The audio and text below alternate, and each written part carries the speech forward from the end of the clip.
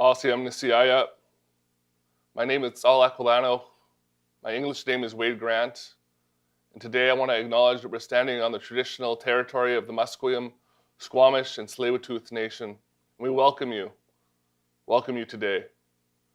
It's not lost on me that I stand here not far from where my ancestors greeted the first explorers to British Columbia, Captain Narvaez, and later Captain George Vancouver. Today, I'm here in a spirit of reconciliation. For many years, the voices of Indigenous people fell silent across this land. Today, I'm very excited to be standing here welcoming you on behalf of my people, Indigenous people across British Columbia, and most importantly, my children and future generations. I want to thank you for listening to me today, and I look forward to working with all British Columbians, talking, walking, and working together in the spirit of reconciliation. Haitsaka Siam Nisiaya.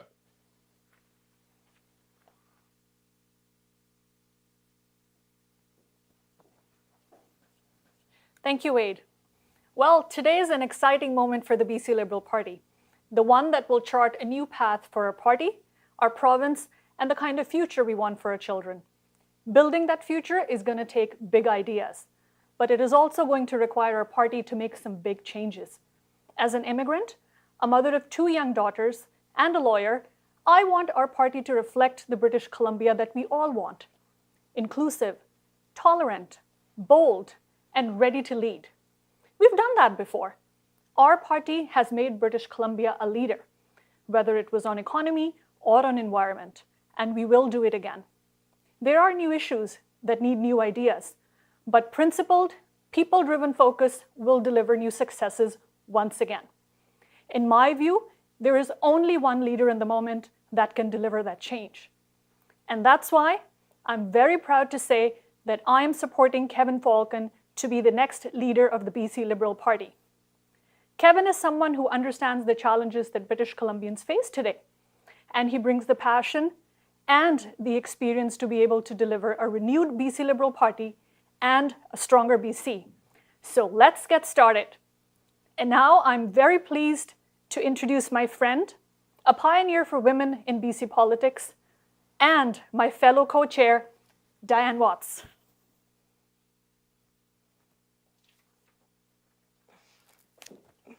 Thank you very much, Puneet. It gives me great pleasure to be here today as we launch a new chapter for the BC Liberal Party with my longtime friend, Kevin Falcon. And I've known Kevin for 25 years, and during that time, I have seen him in a variety of different roles, from a campaign manager, a senior minister, deputy premier, CEO in the private sector, a husband and father of 2 beautiful daughters, and now as a candidate for the BC Liberal Party. And over those years, I have seen Kevin evolve and change into the person that he is today. I would, however, like to highlight some of the important work and collaboration that we did during my tenure as the mayor for the city of Surrey.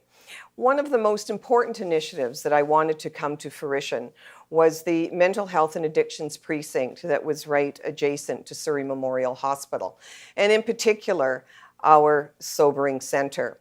And I have no doubt in my mind that that project would not have been built had it not been for the drive and the determination of Kevin when he was Minister of Health. He intervened on several occasions, and he ensured that that project was going to be built. And it was through his tenacity and understanding of what important resources these were for the city of Surrey and for our residents. And whether it was mental health, affordable housing, transportation, Kevin was there to listen. And that's not to say that we always agreed, because most certainly we did not. But it is to say that I really appreciated his integrity, his honesty, and the vast experience that he brought to the table. Today, we need a leader with all of those qualities, along with a can-do attitude and a wholesome understanding of women's issues, which are really near and dear to my heart. And I know his wife and 2 daughters will ensure that that remains at the forefront in everything that he does. So, my friends, a new chapter for the BC Liberal Party is about to begin today. One that engages, one that listens, and one that leads with great ideas.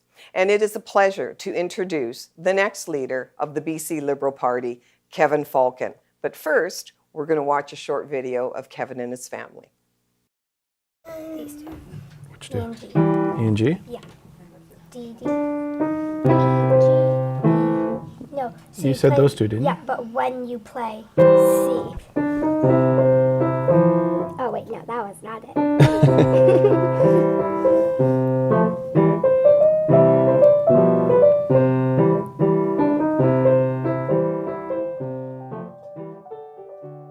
I never set out to be a professional politician, which is why I stepped down 8 years ago to return to the private sector.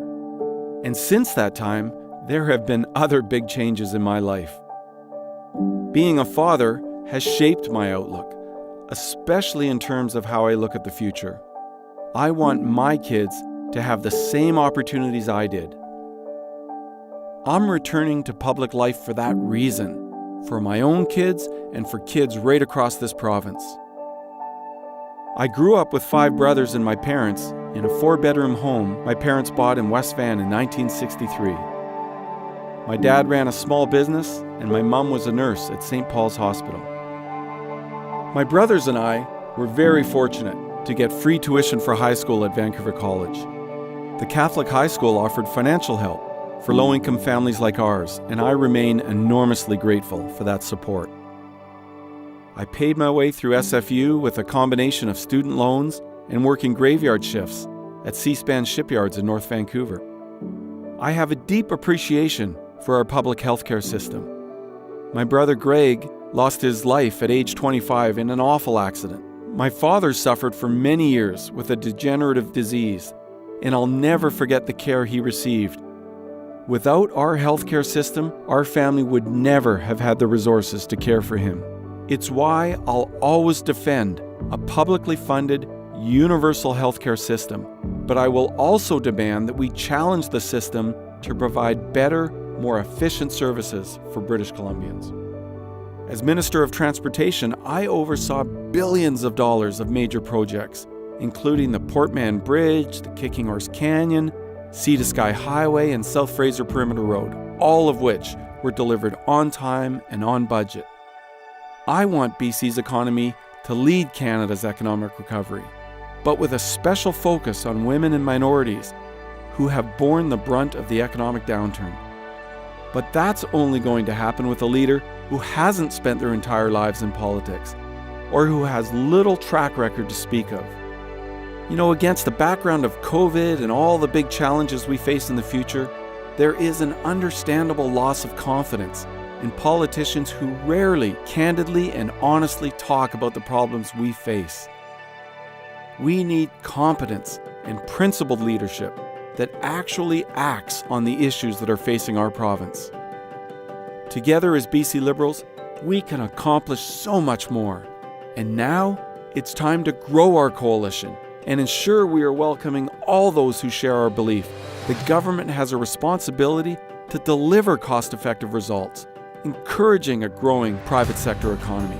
That means embracing support from all British Columbians, regardless of background, ensuring our party and our candidates reflect the communities we live in. I left politics almost a decade ago to spend more time with my wife Jessica and daughters Josephine and Rose. Today, I'm returning because I want to secure a better future for my daughters, for you and your families, and for British Columbia. It's time. Let's go.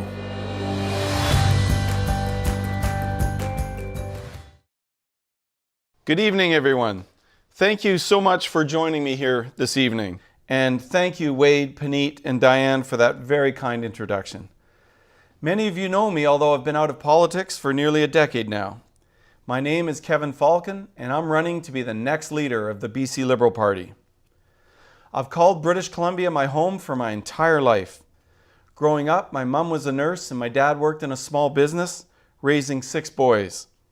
And I'm joined today by my wife Jessica and our 2 lively little girls, Josephine, who's 11, and Rose, who's 8. They motivate me every single day to be a better father and a better citizen. And I've loved this province for as long as I can remember. And that's why years ago, I decided to get involved in public life to help make BC even better. I was elected MLA for the riding of Surrey-Cloverdale in 2001, and I was re-elected twice more. For more than a decade, I held a number of cabinet roles and delivered real results for folks right across this great province. As a party and as a government, we got most things right. Not everything, mind you, but most things. We introduced North America's first ever revenue-neutral carbon tax. We restored BC's economy to the strongest in the country after a decade of NDP mismanagement and steered our province successfully through the global financial crisis. We supported businesses like never before, eliminating red tape and making it easier to invest and create jobs in BC. And we delivered the largest infrastructure program in our province's history. Under my watch, we built projects like the William Bennett Bridge, the Canada Line, the Port Mann Bridge, the Cancer Centre in Prince George, just to name a few. And throughout my time in government, my approach was very straightforward. Identify the problem and fix it. Don't waste time, just listen, act, and deliver. And for that reason, I can look back on my time in government with pride at what we were able to accomplish for the people of BC. And in 2013, I left politics for the private sector. I was ready to spend more time with my young and growing family. I now work at an investment firm involved in areas as varied as real estate, technology, and even craft beer. As a leader in both government and the private sector, my experience has given me a unique perspective on the challenges we face today. Over these past few years, I've watched the direction our province is going in, and this much is really clear. At a time when we need competence more than ever, the NDP is the wrong choice for British Columbia. They talk about affordability, and yet in a few short years, they've raised or introduced 23 different taxes. Housing prices for middle-class families are through the roof. And the NDP has built a tiny fraction of the 114,000 affordable homes they promised to build.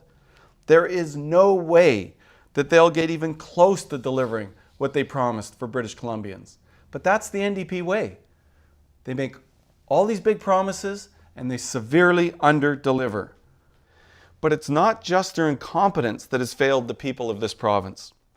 Last fall, they cynically called an election in the middle of a global pandemic, despite the fixed election dates brought in by BC Liberals to eliminate exactly this kind of politicking. And while COVID numbers were shooting up, the NDP were out on the campaign trail, needlessly putting British Columbians at risk. And recently, we faced some of the highest COVID numbers we've ever seen. And there's been zero transparency and zero accountability for the NDP's uneven at best handling of this crisis. As a former health minister and finance minister myself, I know that this pandemic isn't just a health problem or an economic problem. It's actually both. As we chart a new course for the future, we must be honest in our assessment of what ails us, our party, the BC Liberal Party. We've lost our way, and recent elections bear that out. We've lost voters from the centre to the NDP, and voters from the right have sat at home. If we want to be relevant, we need to course correct and do so fast. And I believe that we need a return to principled politics, not transactional, short-term decision-making, but principles-driven long-term solutions that clearly reflect who we are and what we believe in. That's the key to success for our party. When we stick to our principles, we win elections. The BC Liberal Party I know believes in talking honestly with the people we serve. No virtue signaling, just candor. So let's get back to principled leadership. There is no doubt in my mind that this party can and will emerge stronger than ever, but we have a lot of work to do. And that includes a root to branch rebuild that re-energizes our existing base of supporters while aggressively recruiting new, highly competent, diverse members and candidates. I believe that our renewal demands a new party name, one that will be decided upon in consultation with our own membership. And I want to be very, very clear about something. A BC Liberal Party under my leadership will welcome people of every background into our big tent. British Columbians of all races, sexualities, genders, socioeconomic background are going to be embraced and welcomed as part of the big BC Liberal Party. Because a party with a diversity of backgrounds is a better and stronger party, and there will be zero room for intolerance under a Kevin Falcon leadership. That is the party I promise and commit to lead. Folks, we have some big challenges ahead of us. British Columbians need a competent leader during these uncertain times. And our party needs someone with experience who can hit the ground running on day one. Those who know me know that I'm a builder, both inside government and out. I have a reputation for getting things done, and I'm not afraid to make hard choices. I make them every day. And while I won't pretend to have all the answers, I'll be the first to ask the tough questions that need to get asked. I loved being an MLA, and I know that our path back to government includes winning exactly the kind of riding that I represented for 12 years in Surrey-Cloverdale. That riding, by the way, is now held by the NDP, and I want it back, and I want all the other Lower Mainland seats back, and we're going to earn that support from British Columbians, including on Vancouver Island. I have big ideas on how we're going to get British Columbia firing on all cylinders, and I'm ready to lead. I look forward to laying out my vision for BC over the coming months, from regaining our leadership on climate change to supporting our most vulnerable to delivering on big projects that create jobs and grow the economy. I'm asking you to join me as we rebuild, first our party, then our province. And I'll hold the NDP to account every single day. And I will fight tirelessly for my family and for yours, for a better future, for a better BC. The hard work starts now. Let's go.